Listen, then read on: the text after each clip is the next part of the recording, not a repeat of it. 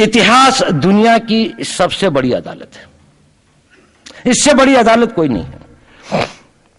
Supreme court में क्या हुआ, हाई कोर्ट में क्या हुआ, लड़ाई के मैदान में क्या हुआ, इलेक्शंस में क्या हुआ, ये सब बातें आती हैं चली जाती हैं, बाद में रह जाता है केवल इतिहास।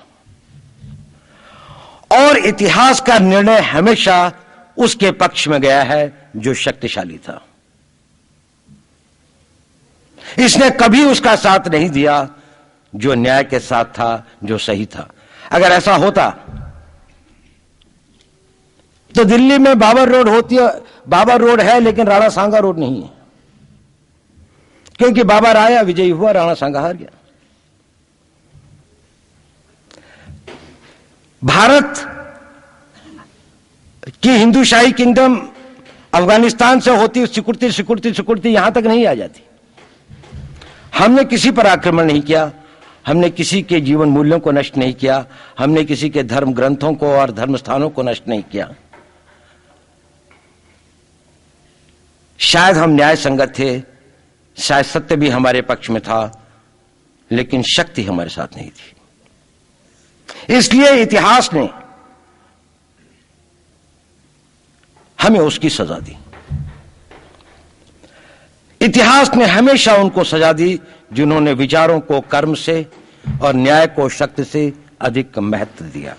अब मैं ये नहीं कह रहा हूं कि उसकी तिलांजलि कर देनी चाहिए, ये नहीं है कि न्याय का अपना महत्व नहीं है, लेकिन यदि कॉन्फ्लिक्ट ऑफ इंटरेस्ट हो तो शक्तिशाली बनना ज्यादा आवश्यक है।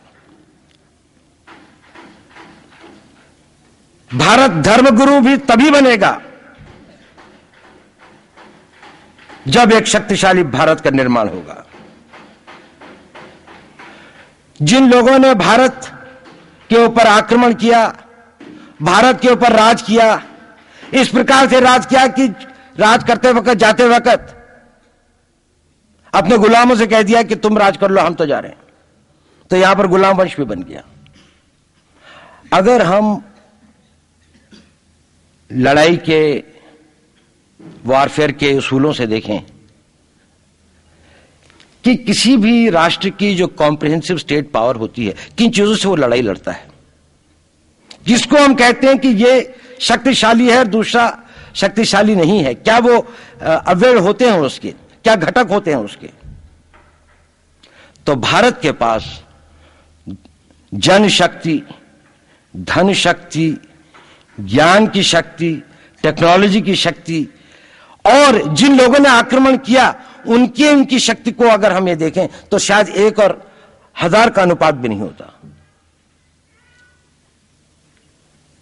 लेकिन उसके बाद भी हम वो नहीं कर पाए। और ये प्रश्न भी किसी ने पूछा, उस पर मैं आऊंगा बाद में। निवेदिता जी ने उसका बहुत अधिक उत्तर दिया, बहुत अच्छा उत्तर दिया था कि क्या कारण है, किसके कारण भी हम लोग इस लड़ाई में इतिहास ने हमारा साथ या हमारे पक्ष में न्याय नहीं दिया। क्या कारण है कि कश्मीर में हम लड़ रहे हैं, जिन्होंने हमारे ऊपर आक्रमण हो रहा है, हमारे ऊपर बाहर से लोग आकर वायलेशन हमारे बॉर्डर का करते हैं, इन्फिल्ट्रेटर्स हमारे यहां आते हैं, जबकि पूरा का पूरा कश्मीर भारत का भाग है, अभिन्न भाग है। कानून के अनुसार वहां के राजा ने यह हस्ताक्षर किए, हमें दिया।